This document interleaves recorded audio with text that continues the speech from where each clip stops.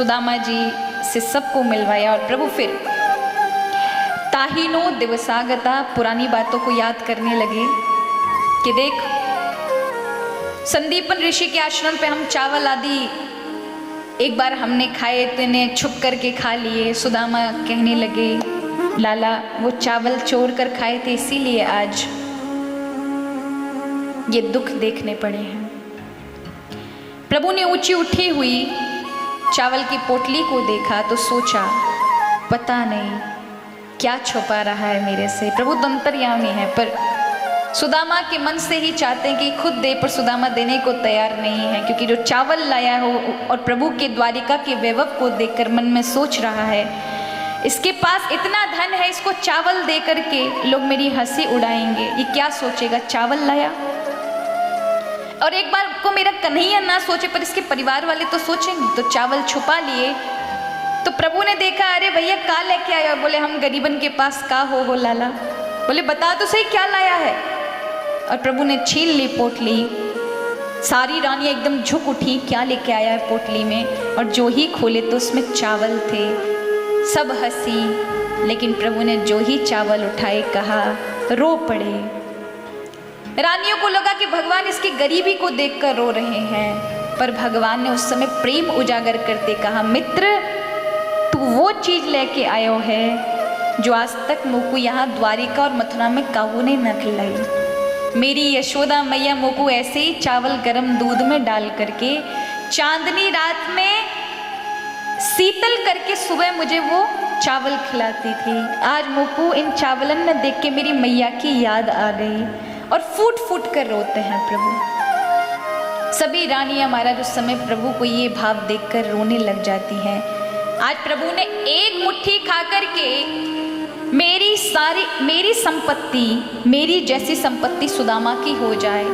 दूसरी मुट्ठी खाई मेरे से ज्यादा अधिक संपत्ति सुदामा को मिले।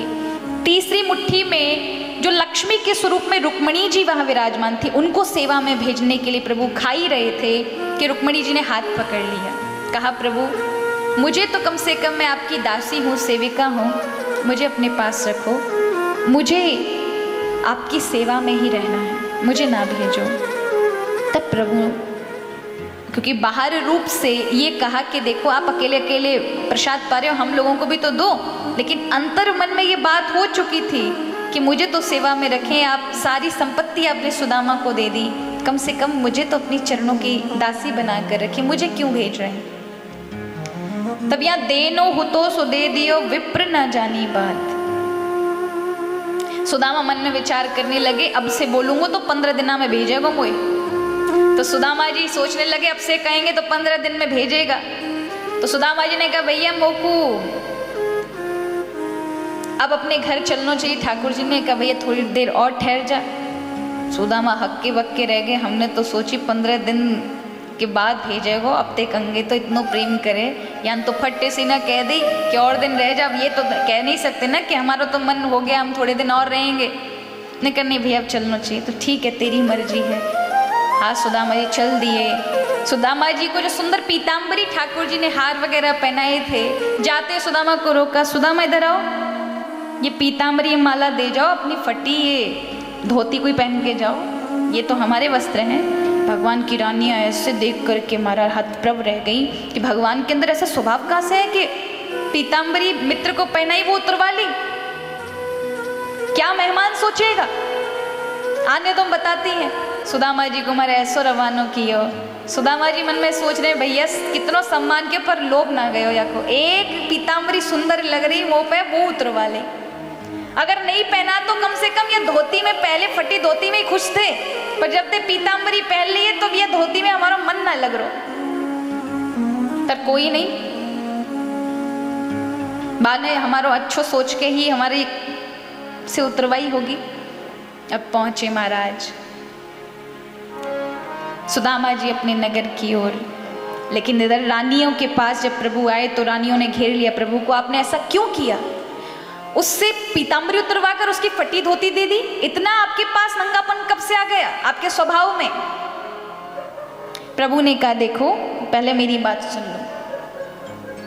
क्या मैं अपने मित्र से इतना प्रेम नहीं करता? मैं उसे बहुत रोकने का प्रयास करता, उसको 1 महीने अपने पास रखता। मुझे इतना प्रेम है सुदामा से, लेकिन मैंने जो धन संपत्ति वहां पर सुशीला को प्रदान की है, उसने व्रत ले लिया, जब तक मेरे पति वापस नहीं आएंगे तब तक मैं भोजन नहीं करूंगी। ये यहाँ रुक जाएगा तो वो वहां भूखी मर जाएगी, इसलिए उसे भेजना ज्यादा जरूरी है। अगर मैं उसे पीतांबर पहना देता तो सुशीला पहचान नहीं पाती अपने पति को दूर से।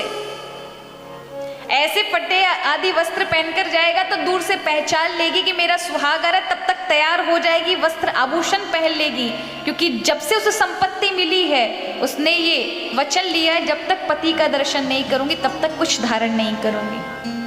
आज सुदामा जी चल दिए महाराज। जो ही द्वारिका से बाहर लौटे कि सब कहने लगे भैया साक्षात में दान देने वाला तो ये सुदामा है। जब आया था तब इसके हाथ में पोटली थी, अब जा रहा है तो वो भी नहीं है। भैया जैसो आया था वैसा का वैसा चला गया खाली हाथ, क्योंकि यहाँ पर जो आता है भरकर जाता है, ये पहला है। जब आया था तो पोटली भरकर लेकर आया था, अब गया तो वो भी लुटा कर चला गया। आए अपने नगर में, सुशीला जी ने देखा, तैयार हो गई, सुंदर रानी के स्वरूप में दास दासियों के साथ जैसे ही आई। सुदामा जी ने देखा मेरी कुटिया कहाँ गई, रोने लगे।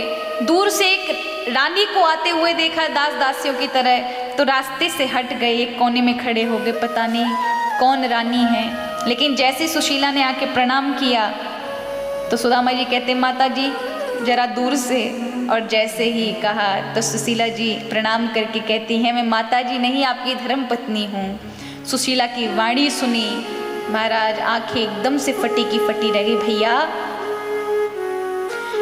सुशीला ये आभूषण ये सब कैसे? बोले ये अपने ही हैं, ये सोने के, हाँ ये सोने के हैं, ये सचमुच सोने के हैं, हाँ सचमुच सोने के।